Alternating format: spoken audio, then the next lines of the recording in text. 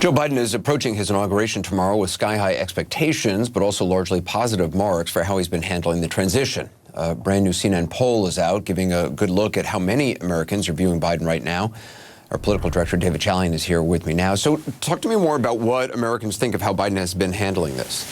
Yeah, 2/3 of Americans in our brand new exclusive poll conducted by SSRS, Anderson, 66% approve of the way Joe Biden is handling this transition, 29% disapprove. Look at how that stacks up against his recent predecessors. And you'll see that Biden is sort of in the category with Bill Clinton and George W. Bush. If you see on the next slide there, yeah, Clinton at 67%, George Bush at 61%. Not the sky-high approval ratings of Obama going into office in 2009, but also not down here at 40%, which is where the country had the approval rating for Donald Trump 4 years ago.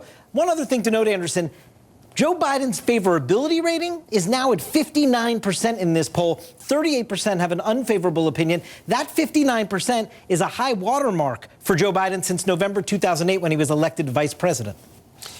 I also understand you're hearing from people what kind of job they think President-elect Biden will do. Yeah, nearly 6 in 10 Americans expect him to do a good job. 61% say he'll do a good job. 35% say he'll do a poor job. So expectations are pretty solid for Joe Biden. Take a look at a list of specific initiatives, and you see that vast majorities of Americans think he'll get it accomplished. 83% say he's going to get the additional stimulus passed. 74% restore relations with allies around the world. 70% say the 100 million vaccines in the first 100 days promise will be delivered upon. 64% establishing a public option for health care in America to Obamacare. They think that'll get done. The one place of Joe Biden's agenda, reducing the political divide in America, 44% say he'll get that done. Actually, a majority, 53%, do not think he will be able to accomplish reducing the political division in America. Big challenge for him. Yeah, David Chalian, appreciate it. Yep. Brianna? Anderson, we have some more on our breaking news. Capitol riot investigators are narrowing in on extremist groups and military-style coordination as the first conspiracy charges are in. Plus, we have some, it's pretty stunning, of course, that it's unclear whether Vice President Mike Pence is going to attend the president's departure ceremony tomorrow, as the White House invitations are getting rejected by former staffers. Any moment, President-elect Joe Biden will deliver remarks before departing his home state for the inauguration as the president spends his final day in seclusion.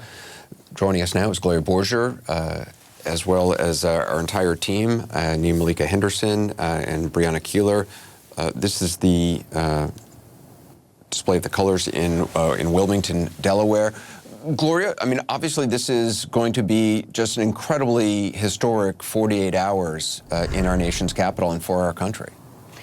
It is. I don't think, I know, we haven't ever seen anything like this before. You have a country paralyzed by a pandemic and a nation on edge as they worry about the possibility of violence during an inauguration. You have a country politically divided, a sitting president who refuses to attend the inauguration of the person who will succeed him. It is quite remarkable because what we are used to in this country is a peaceful transfer of power, and Washington, D.C. right now looks like a fortress. And so I think the pictures will tell everything. And I think, you know, you have a president who wants a great send-off that he's probably not going to get as big as he wants. And you have a nation waiting to hear what Joe Biden has to say, because we know what he wants to do is unite the country, and there are a lot of people really skeptical about that. Nia Malika, what do you make of what Mitch McConnell did on the Senate floor, blaming President Trump for the riot and saying it was based on a lie? Well, listen, he spoke the truth. Here's a man in Mitch McConnell who basically made lots of excuses for Donald Trump over these last 4 years. But at this point, with this president going out of office at this point, and what we all saw and witnessed at the Capitol on our televisions, Mitch McConnell is speaking the truth. What that means for what Mitch McConnell does going forward in terms of convicting this president and what the other Republicans do, whether or not they're going to be able to amass 17 Republicans to rebuke this president, to convict him, and to ultimately say he can't run for office ever again. That's yet to be seen. From what we have seen from these Republicans, they already seem to be making noises that, oh, well, maybe it's unconstitutional to convict a president that's no longer in office. I think we in some ways see the same behavior that we've seen all along, which is them going along with Donald Trump because of the hold he has on Republicans nationally. But we are really in for it in terms of this dueling kind of split screen of Joe Biden trying to enact his agenda, get cabinet officials confirmed, as well as an impeachment that will unfold in the next days in this country once Nancy Pelosi sends that impeachment article over to the Senate. So a real historic time. And I think, average Americans have a lot of anticipation about tomorrow.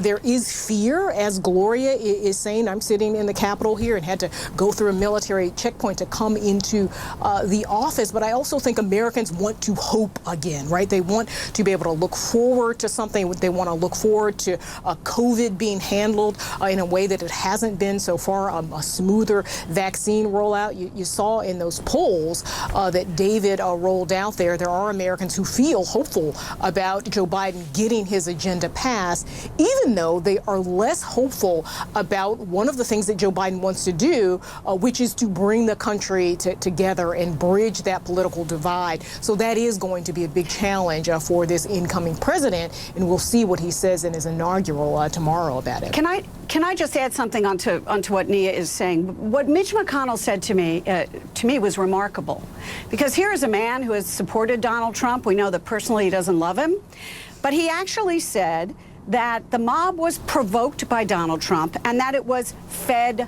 lies. We know that privately he has told people that what Donald Trump committed was an impeachable offense. And how will this affect how he manages that debate on the floor for impeachment, and what stand he eventually takes, and what impact he will have on other Republicans? I think we're seeing this today. This is further than he has ever gone, and I think he's sending some kind of signal perhaps about what he's going to do on the floor of the Senate. And Arlette, I wonder what we can expect from Biden here in the lead up to the inauguration, and also what his goal is going to be during his speech, which no doubt is going to stand in stark contrast to what we heard from President Trump 4 years ago.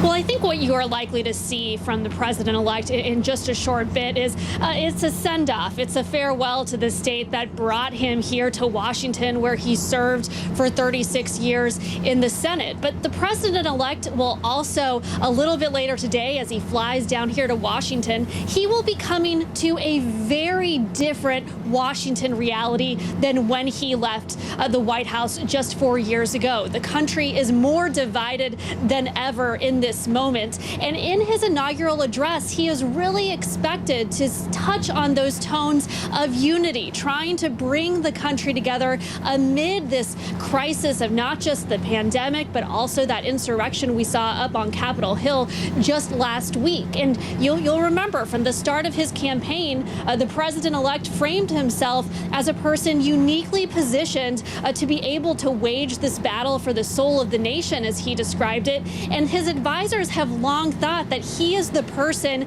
for this moment. And I remember speaking with one of his top advisors, Ted Kaufman, shortly before Biden even entered this race. And he had told me at that point in April 2019 that they knew that if Biden were to be elected, that he would be inheriting potentially a very divided country, and that they expected that the president, even back then, might put up roadblocks to him as he would take the White House if Biden were to win. And that is the reality that really had set in here over the course of the past few months. But what we expect Biden to talk about tomorrow is really this need for the country to come together, and he's hoping that he can be the one to help deliver that in this moment.